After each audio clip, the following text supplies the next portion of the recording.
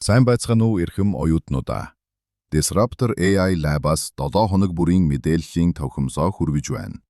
Энэ удаа бид боловсролын салбарт хувьсрал хийж буй хиймэл оюун ухааны талаар ярилцах болно.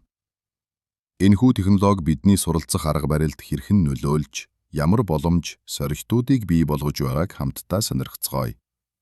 Нэгдүгээрт, сургалтын хөтөлбөрт зориулсан хиймэл оюуны бодлого. ChatGPT зэрэг хэрэгслүүд хурдцтай хөгжихийн хэрээр багш нарт тодорхой бодлого боловсруулах шаардлага тулгарч байна. Зарим их сургууль үүнийг бүрэн хориглодог бол зарим нь тодорхой хязгаартайгаар зөвшөөрдөг.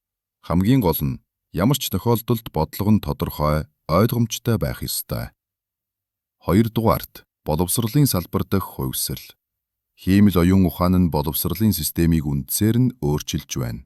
Судалгаагаар 2023 онд дээд боловсролын оюутнуудын 49% нь үүнийг тогтмол ашиглаж байжээ. Гэхдээ зарим оюутнууд энэ нь шүүмжлэлт сэтгэлгээг хөгжүүлэхэд саад болж байна гэж үздэг. Гуравдугаарт, эрдмийн шударга байдлын асуудал.